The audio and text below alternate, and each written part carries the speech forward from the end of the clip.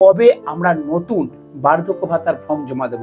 অনেকে অপেক্ষা করছিলেন কবে আমরা নতুন লক্ষ্মী ভান্ডারের ফর্ম জমা দেব, বিধবা ভাতার ফর্ম জমা দেব, প্রতিবন্ধী ভাতার ফর্ম জমা দেব।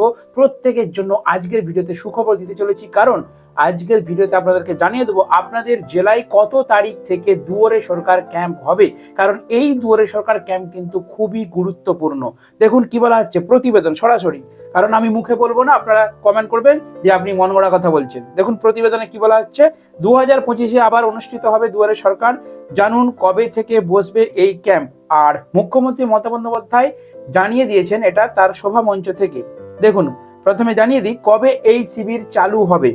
এছাড়াও জানুয়ারির মাঝামাঝি 14, 15 এবং 16 জানুয়ারি গঙ্গাসাগর মেলার সময় সরকারি পরিষেবা পাওয়া যাবে।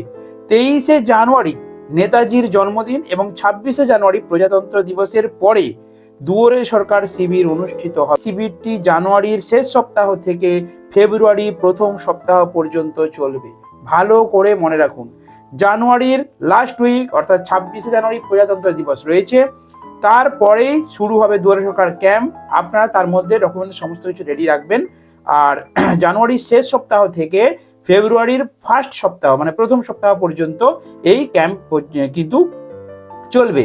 এবারে আসা যাক, আপনাদেরকে ডিটেলস আলোচনা করছি যে এই দুয়ারে সরকার ক্যাম্পে কোন কোন প্রকল্পের সুবিধা আপনারা পাবেন। দেখুন 1 নম্বরে রয়েছে লক্ষ্মীর ভান্ডার।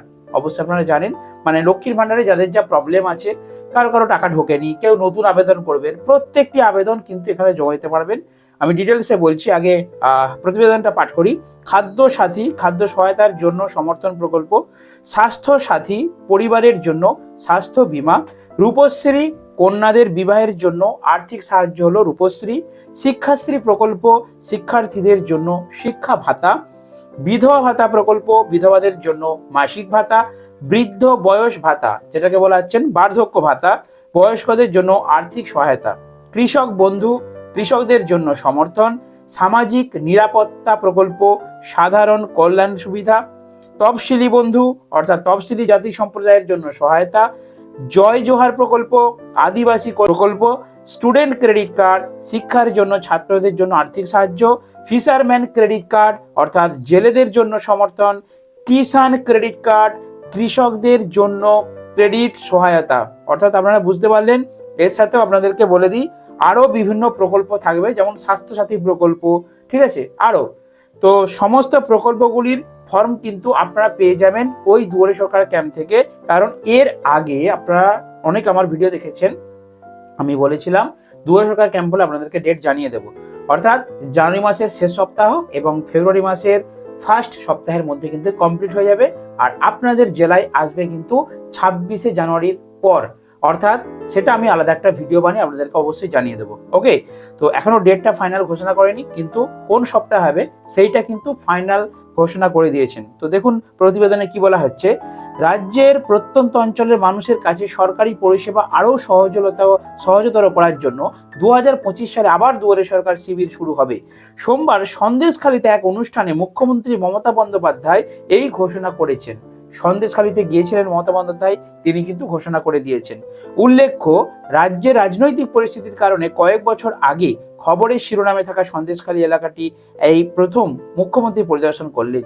তিনি উল্লেখ করেন যে সন্দেশখালীর মানুষের জন্য বিশেষ প্রচেষ্টা করা হবে, যার মধ্যে রয়েছে দুয়ারে সরকার শিবির স্থাপন করা, যেখানে মানুষকে নদী পার হতে হয় অথবা কঠিন রাস্তা হয়, কাদের জন্য এই শিবির। এই শিবিরটি বিশেষ করে সেই সব মানুষদের জন্য সহায়ক যারা সরকারি অফিস থেকে অনেক দূরে থাকেন এবং কাজের জন্য শহরে যেতে অসুবিধা বোধ করেন।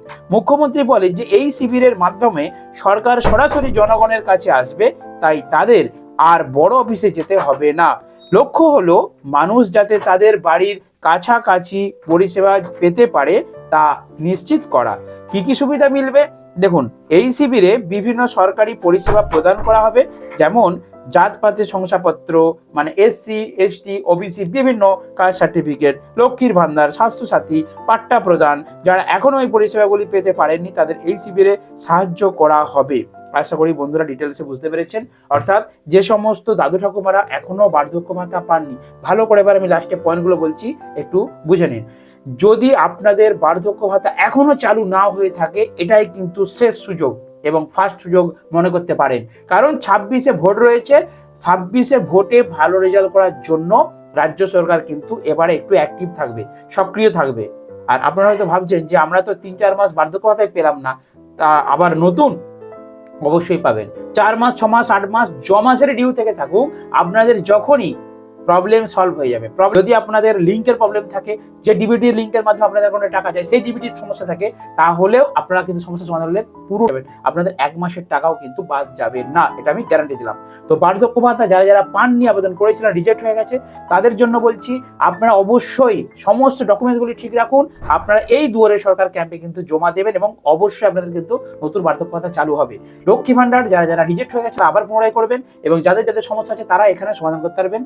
বাকি তো কন্যাশ্রী, রূপশ্রী, যুবশ্রী, শিক্ষাশ্রী, জয় জোহার, তপশিলি বন্ধু, মানে স্টুডেন্ট ক্রেডিট কার্ড, স্বাস্থ্যসাথী, সব প্রকল্পের ফর্ম কিন্তু এখানে পাওয়া যাবে। প্রত্যেকটা আলাদা আলাদা কাউন্টার থাকবে। আর আমার এখানে, আমার পশ্চিম মেদিনীপুর জেলায় বাড়ি, যখন ক্যাম্প হবে আমি ক্যাম্পে নিজে গিয়ে কোন কোন কাউন্টারে কোন কোন ফর্ম দেওয়া হচ্ছে, কিভাবে আপনারা সেগুলো জমা দেবেন, কি কি ডকুমেন্টস লাগবে, বৃত্তান্ত ভিডিও বানিয়ে আপনাদেরকে শেয়ার করবো। তার জন্য আমার চ্যানেলটিকে অবশ্যই সাবস্ক্রাইব করে রাখুন। আশা করি বন্ধুরা বুঝতে পেরেছেন। এবারে আসবো বিধবা ভাতা এবং প্রতিবন্ধী ভাতা। দেখুন, অনেকে আমাকে কমেন্ট করেছেন যে দাদা, বিধবা ভাতা, প্রতিবন্ধী ভাতার কেন টাকা পাচ্ছি না।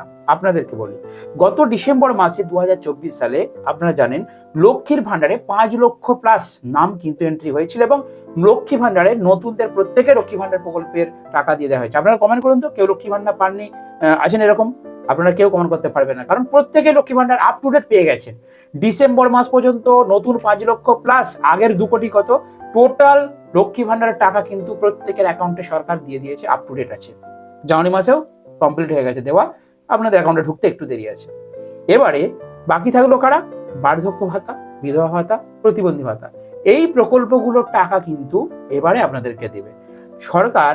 আহ্বান ছিল এই যে ডিবিটির মাধ্যমে টাকা যায়, এই যে আপনাদের 2 মাস 3 মাস লেটে টাকা দিচ্ছে, ধরুন বার্ধক্য ভাতা আপনি 3 মাসের টাকা পান, আপনার 1,000 টাকা ঢুকলো, মানে 1 মাসের দিল, ব্যাকের 1 মাসের, আবার 2 মাসের ডিউ।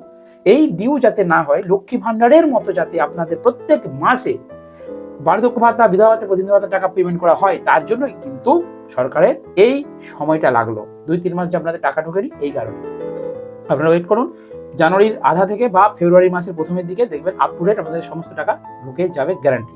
তো বন্ধুরা, আপনারা যারা যারা দুয়ারে সরকার ক্যাম্পের জন্য ওয়েট করেছিলেন, তারা অবশ্যই 26 জানুয়ারির পরের সপ্তাহে দুয়ারে সরকার ক্যাম্প হবে। আপনারা Aadhaar card, voter card, PAN card xerox করে রাখবেন, এবং অবশ্যই নামের বানান ঠিক রাখবেন, অবশ্যই জন্ম তারিখগুলো একটু চেক করে রাখবেন, প্রত্যেকটা ডকুমেন্ট সাথে রাখুন, রেডি থাকুন। দুয়ারে সরকার ক্যাম্প হলে ফাটাফাট জমা করুন।